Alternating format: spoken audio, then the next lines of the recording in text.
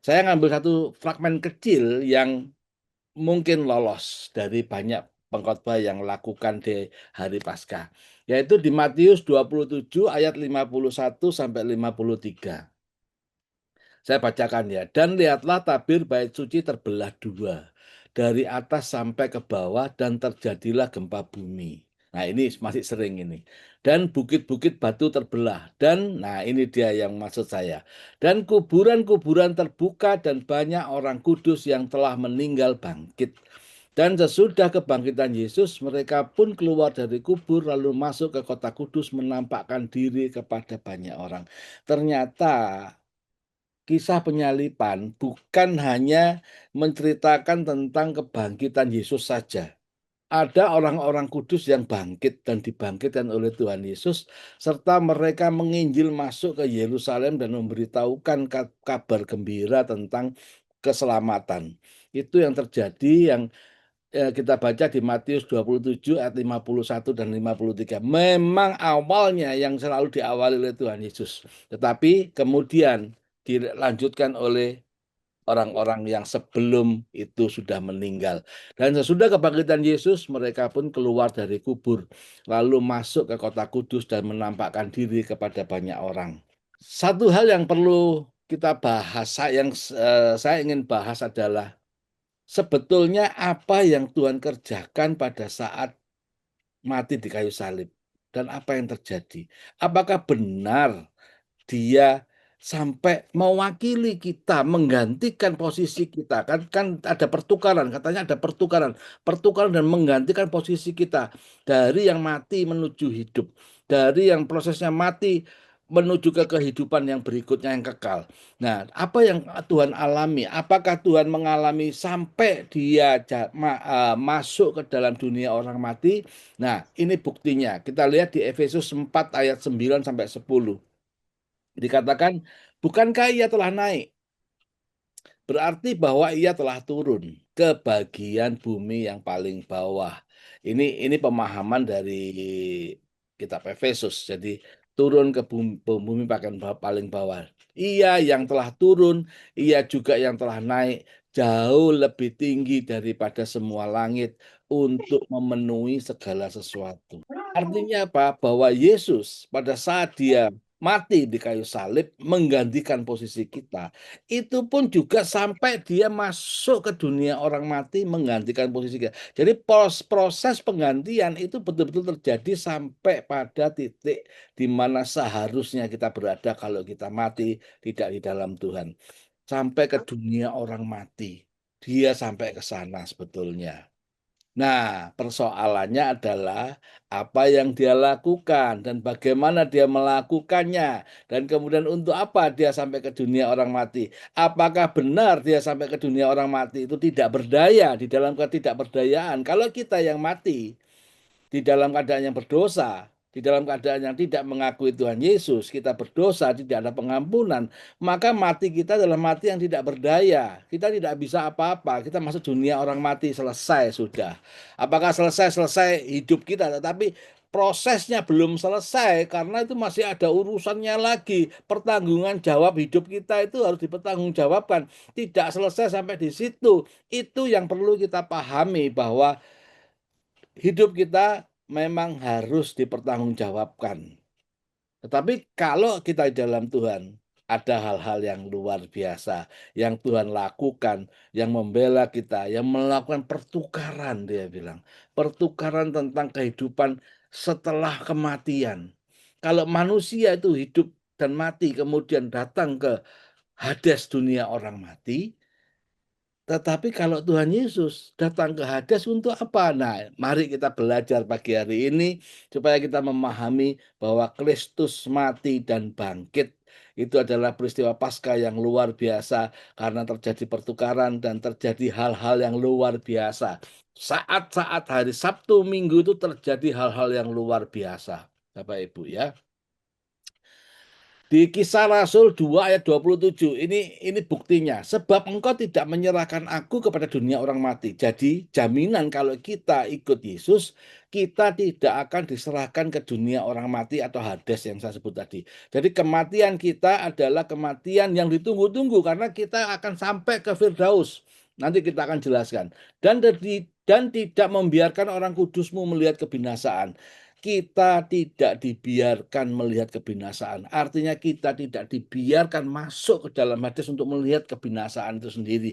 Tetapi kita langsung masuk di bawah Tuhan oleh ke Firdaus. Itu adalah jaminan pada saat kita mengikuti Tuhan Yesus. Makanya jangan lepaskan dia. Jangan lepaskan dia Bapak Ibu ya. Apapun tawaran dunia, sebesar apapun tawaran dunia, jangan lepaskan dia.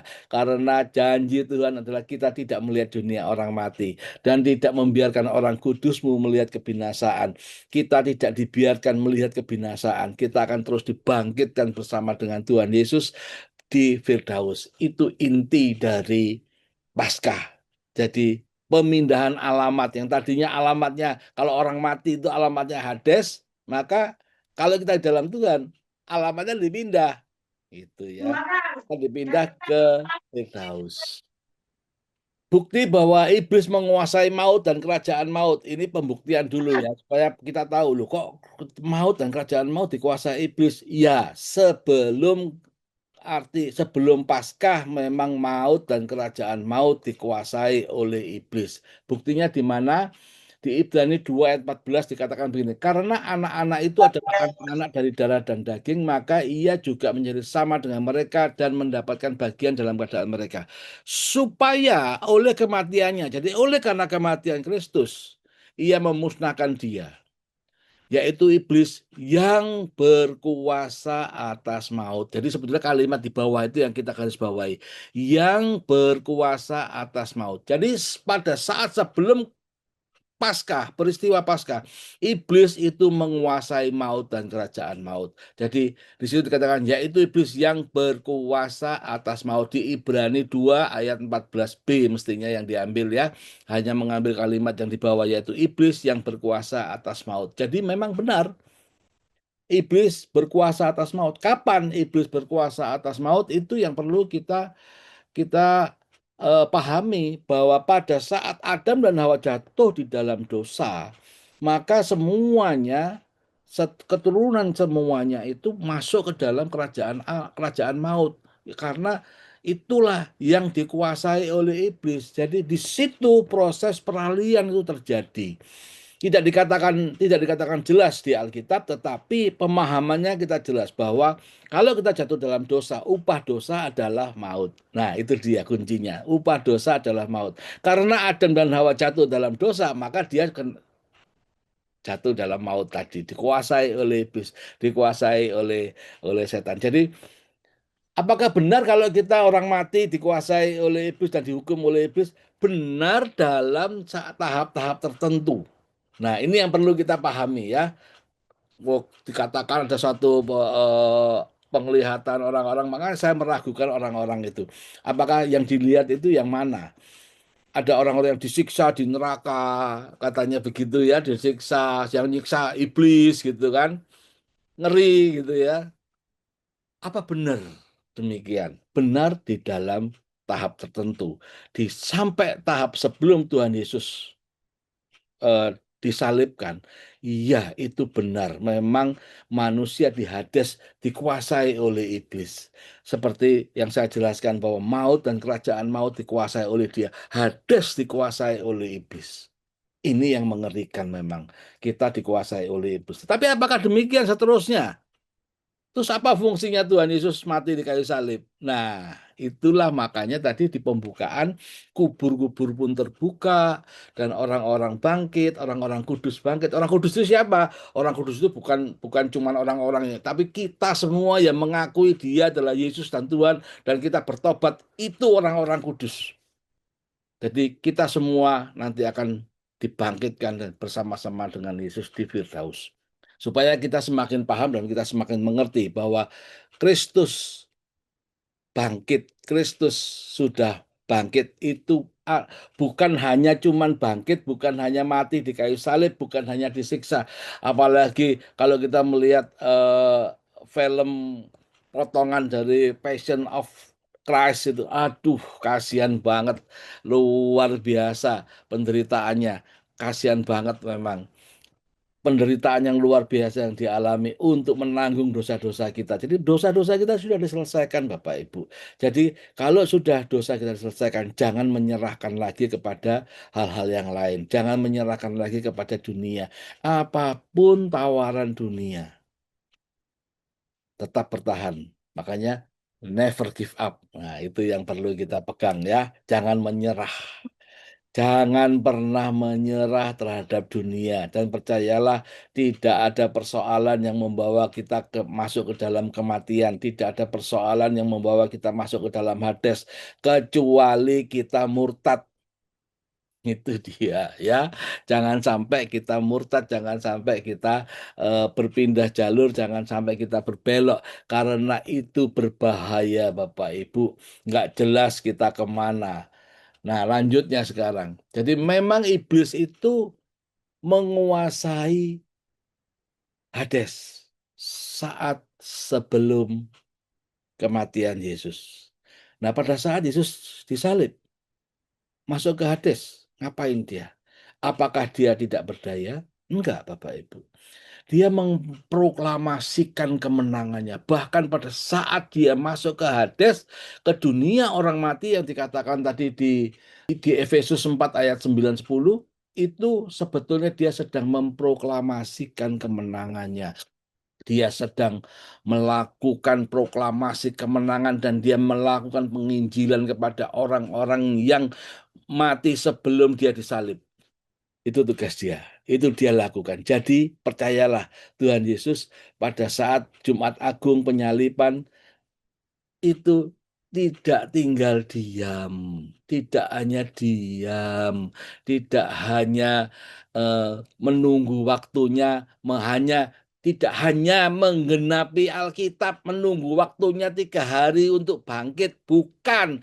Dia melakukan tugas-tugas penting untuk melucuti iblis, untuk memenangkan, untuk membawa orang-orang yang ada di Hades itu bangkit dengan prosesnya yang dikatakan di yang pertama tadi.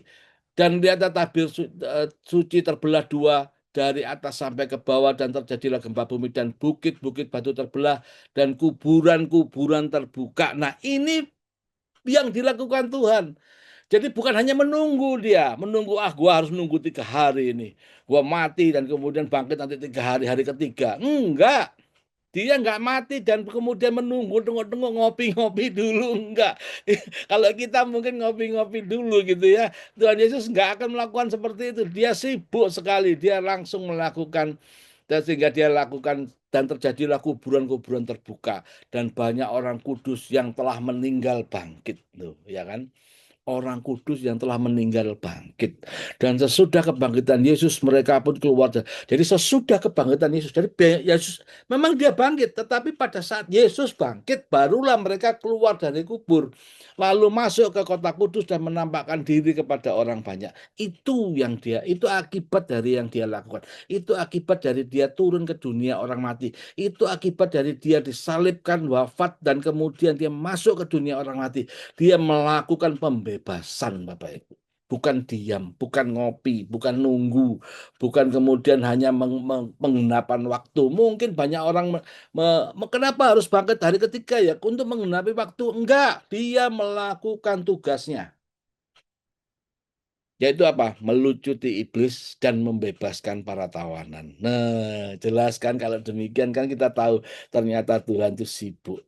Makanya kita sebagai orang yang dibebaskan oleh Tuhan, kita yang ditukar oleh Tuhan, kita pun juga harusnya membalas dia dengan sibuk bekerja melayani kerajaan Allah. Itu yang harus kita juga lakukan. Bersibuk-sibuklah membesarkan kerajaan Allah, bukan hanya bersibuk-sibuk membesarkan kerajaannya sendiri gitu ya, tetapi membesarkan kerajaan Allah. Itu yang Tuhan mau kita lakukan.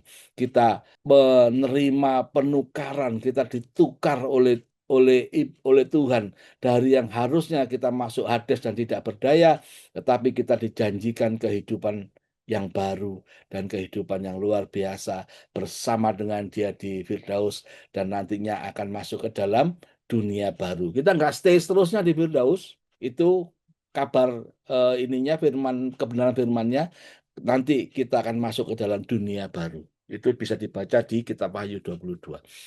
Jadi apa yang terjadi? Nah, sekarang kita lihat kemenangan atas maut. Apa yang dia lakukan? Di Kolose 2 ayat 15 dikatakan, ia telah melucuti pemerintah-pemerintah dan penguasa-penguasa dan menjadikan mereka tontonan umum dalam kemenangannya atas mereka. Loh, dilucuti dia itu. Jadi Bapak Ibu jangan takut dengan iblis. Iblis dan setan itu hanya bisa mengaum-ngaum dan mengelilingi kita. Permasalahannya seringkali anak-anak Tuhan ini takut oleh karena auman iblis. Nah, itu permasalahannya. Bukan karena aumannya yang membuat membunuh kita, tetapi karena pikiran kita. Pikiran kita yang membuka celah oleh karena ancaman-ancaman iblis, oleh karena auman si jahat tadi. Sehingga itu terbuka pikiran kita, wah mati gua. Nah, jangan sampai berkata seperti itu karena itu membuka celah. Percayalah bahwa kuasa si jahat sudah dilucuti oleh Tuhan. Makanya kenapa disebut seperti singa yang mengaum-ngaum? Karena singa itu sudah ompong, sudah dilucuti, sudah habis. Jadi nggak ada kuasanya lagi. Jangan takut. Cuman aumannya menggetarkan jiwa. Iya. Tapi jangan sampai kita ketakutan. Tetap percaya pertolongan Tuhan, tetap percaya perlindungan Tuhan, tetap percaya kasih karunia Allah selalu ada dalam hidup kita. Itu yang membuat kita menjadi kuat dan pada akhirnya kita pun dimenangkan. Jadi inilah kuncinya. Apa yang dilucuti? Nah, ini penting, Bapak Ibu. Apa yang dilucuti? Kuasanya. Yang jelas itu penguasa-penguasa. Jadi yang dilucuti adalah kuasanya. Kuasa untuk apa? Kita lihat ayat berikutnya. Nah, ini kuncinya. Di Wahyu 1 ayat 17. Hari ini kita lompat-lompat jalan ya, jalan ke sana kemari. Karena memang ayat-ayat ini tersebar di Perjanjian Baru. Sehingga memang kita harus belajar Alkitab lebih dalam lagi. Ketika aku melihat dia, tersungkurlah aku di depan kakinya. Ini adalah Yohanes. Jadi wahyu ini kan wahyu kepada Yohanes di Pulau Patmos. Tersungkurlah aku di depannya. Jadi Yohanes melihat penampakan Tuhan Yesus yang berbeda. Berbeda apa? Berbeda penampakannya. Karena Yesus tampil pada Yohanes dengan segala kuasanya. Dia tampil dengan segala atributnya. Berbeda dengan saat Yesus ada di dunia bersama-sama dengan Yohanes. Tetapi pada saat Yohanes melihat Yesus di Pulau Patmos, ya penglihatannya dia tampil dengan segala segala macam atributnya. Ketika aku melihat dia, tersungkurlah aku di depan kakinya sama seperti orang yang mati, tidak berdaya. Tetapi ia meletakkan tangan kanannya di atasku dan berkata, jangan takut. Aku adalah yang awal dan yang akhir dan yang hidup. Aku adalah yang awal. Makanya di dalam Yohanes 1 ayat 1, pada mulanya adalah firman. Itu penulisan Yohanes menulis, makanya karena dia juga melihat ini. Pada mulanya adalah firman. Firman itu bersama-sama dengan Allah dan firman itu adalah Allah sendiri. Itu pernyataan Yohanes yang luar biasa, yang sering dipelesetkan oleh teman-teman kita juga. Hati-hati baca Alkitab ya. Jadi Yesus itu adalah yang awal, seperti di dalam penglihatan penglihatan Yohanes di Pulau Patmos. Jangan takut, aku adalah yang awal. Dari segala hal di dunia, dialah causa prima. Nah, kalau pernah dengar kata causa prima itu adalah penyebab awal, tidak ada penyebab yang lain lagi. Kalau kalau katakan mouse ini itu ada penyebab awalnya, artinya apa? Dia dibikin oleh seseorang, didesain oleh seseorang, kemudian difabrikasi dan dibikin. Jadi ada penyebabnya, tetapi kalau causa prima dialah penyebab utamanya. Jadi Tuhan Yesus adalah causa prima, dia yang membuat segala sesuatunya. Aku adalah yang awal. Dan yang akhir, artinya dia adalah awal dan akhir, Alfa dan Omega. Makanya simbol Tuhan Yesus itu apa?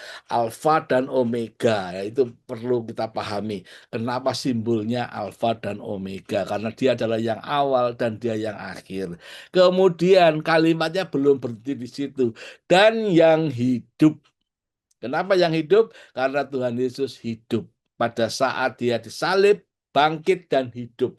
Dia adalah satu-satunya Tuhan yang mati, bangkit dan hidup. Luar biasa. Jadi jangan takut, aku adalah yang awal dan yang akhir dan yang hidup. Dijelaskan oleh Tuhan sendiri. Aku telah mati. Nah, itu dikatakan itu, dijelaskan lagi. Aku telah mati, namun lihatlah aku hidup sampai selama-lamanya. Selama-lamanya itu berapa lama? Setahun, 2 tahun, 100 tahun, 1000 tahun? Enggak terukur. Selama-lamanya ya selama-lamanya. Dan aku, nah ini kuncinya. Inilah penjelasan Tuhan Yesus. Dan aku memegang segala kunci maut dan kerajaan maut. Jadi yang dilucuti oleh Tuhan adalah kuasa dari penguasa-penguasa dunia, kuasanya dilucutin, dan kemudian kunci maut dan kerajaan maut diambil. Kalau tadinya sebelum Yesus mati dan masuk ke Hades, semua orang mati alamatnya Hades, nggak peduli. Orang kudus nggak kudus, berdosa nggak berdosa, alamatnya Hades. Buktinya pada saat Yesus mati, terjadi gempa bumi, kuburan terbuka, dan orang-orang kudus bangkit. Artinya orang-orang kudus itu tersimpan di Hades, dan pada saat Yesus mati, dia dibangkit, dikeluarkan, dibebaskan oleh Tuhan Yesus. Nah, di sini jelas jadinya ya. Kenapa kita bilang Firdaus? Karena pada saat ada orang yang disalib di sebelahnya Yesus, dia bilang, Tuhan, ingatlah aku pada saat engkau datang kembali. Artinya orang ini orang yang kenal Tuhan. Dan artinya dia juga tahu bahwa kedatangan Tuhan Yesus yang kedua kali. Sehingga Tuhan Yesus langsung ngomong, hari ini juga engkau bersama dengan aku di Firdaus. Jadi dia tidak sampai masuk ke Hades, tetapi dia berangkat dengan Yesus ke Firdaus. Jadi mesti paham, di Hades bukan kita disiksa oleh iblis, oleh setan, tetapi mereka yang tidak di dalam Tuhan Yesus disiksa bareng-bareng dengan iblis di neraka nantinya. Itu proses akhirnya, proses yang tidak, api yang tidak kunjung padam itu tadi. Itu yang berbahaya, itu yang harus kita ingat. Jangan mau menukar janji Firdaus kita ke dalam kematian kekal. Jangan mau menukar kehidupan kekal dengan kematian kekal. Apapun nilai tukarnya. Karena Yesus mati dan bangkit untuk menyelamatkan kita, untuk menolong kita, untuk memindahkan alamat kematian kita dari Hades menuju Firdaus. Dari yang tidak ada harapan menuju dunia yang penuh harapan. Bersama Yesus selalu ada harapan. Itu yang kita pegang pada saat ini, kita percaya bersama Yesus selalu ada jalan keluar. Karena dia adalah jalan kebenaran dan hidup. Percayalah, dia sudah hidup. Dia sudah membuktikan bahwa dia bisa hidup. Dan pada saat ini, mari kita punya ketetapan hati terus bersama-sama dengan Tuhan. Bahwa dia bekerja keras. Dia tidak pernah berhenti. Dia tidak pernah menunggu waktu untuk menempatkan nubuatan. Tidak. Nubuatan itu seperti itu karena dia mau menuliskan kepada para nabi-nabi pada saat sebelumnya. Dan dia tahu bahwa karena dia butuh waktu untuk menyelucuti para iblis yang berkuasa. Dan kemudian kemenangan dia raih. Dan dia mengangkat orang-orang ini dari Hades ke dunia. Dari dunia sampai kuburan terbelah. Kemudian dibawa naik bersama-sama dengan dia ke Firdaus. Itu adalah proses yang terjadi. Nah, kedepannya bagaimana? Kedepannya setelah kematian Tuhan Yesus, setelah kebangkitan dia, orang mati nggak pakai proses yang seperti itu. Tubuhnya dimakamkan, spiritnya atau rohnya dan jiwanya dibawa naik ke Firdaus. Itu yang terjadi. Itulah perpindahan, itulah proses yang kita terima pada saat kita terima Tuhan Yesus, dan proses Paskah itu seperti itu. Demikian firman Tuhan, semoga kita semuanya dikuatkan, diberikan pemahaman baru, diberikan pengertian baru. Terima kasih Tuhan, kami serahkan semuanya dalam kuat kuasa-Mu. Biarlah Engkau yang memberkati kami, Engkau yang menolong kami, Engkau bahkan Engkau yang memberi kekuatan kepada kami ya Tuhan. Dan terlebih lagi, Engkau membukakan jalan pada saat tidak ada jalan. Karena kami percaya, Engkaulah yang sang pembuat jalan. Dan kami percaya jalan-jalan yang Engkau buat adalah jalan yang penuh kemenangan. Terima kasih Tuhan. Kami serahkan semua dalam kuat kuasa-Mu. Dalam nama Tuhan Yesus. Haleluya. Amin.